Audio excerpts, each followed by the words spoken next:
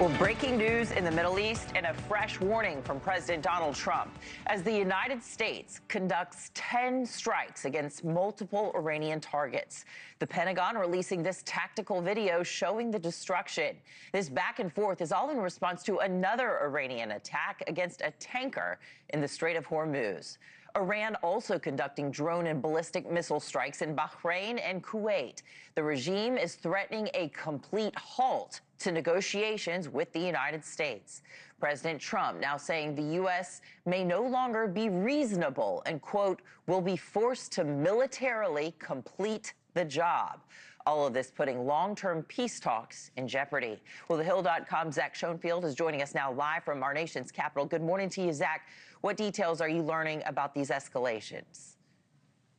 Good morning, Anna. Another day and more fire being traded between Iran and the U.S. This latest wave coming from the U.S. in response to the last wave of Iranian strikes around the crucial Strait of Hormuz region. U.S. Central Command says that it struck 10 Iranian military targets in this operation. Central Command in the statement saying that Iran was, quote, given a chance to honor the ceasefire agreement, but elected not to. Now, the president himself also chimed in on this operation last night. I want to show you a bit of what he had to say on Truth Social. He said that these strikes specifically targeted Iranian missile and drone storage locations, as well as coastal radar sites. But in addition to this announcement, the president also sending a new warning, saying that it is very possible that they will never learn.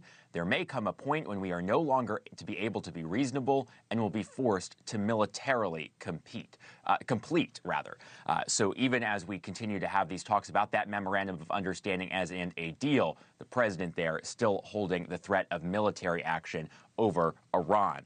Now, meanwhile, it does seem that the situation is not letting up. We are now monitoring. We are learning about new strikes from Iran in two U.S. allies in the region, Kuwait and Bahrain. I want to show you about some of the reaction that we're hearing this morning from Kuwait's foreign ministry, calling this, quote, heinous Iranian aggressions, saying that the country reserves its full right to take all necessary measures, calling it brazen aggressions at a time when regional and international efforts aimed at de-escalation are underway, saying that this is undermining all of that. So a lot of questions, Anna, this morning about what comes next here and what this all means for those peace talks. President Trump is in Washington, D.C. this weekend at the White House. He's got nothing on his public schedule, but we'll continue to monitor it and bring you any updates if things change. Anna? Yeah, Iran doesn't seem to be making any friends there, firing on its neighbors, our U.S. allies in Kuwait and Bahrain. Thank you so much. TheHill.com's Zach Schoenfield live in Washington. Thanks a lot. Thank you for watching. Subscribe below and download our News Nation app right now on your phone, and you will get fact-based, unbiased news for all Americans.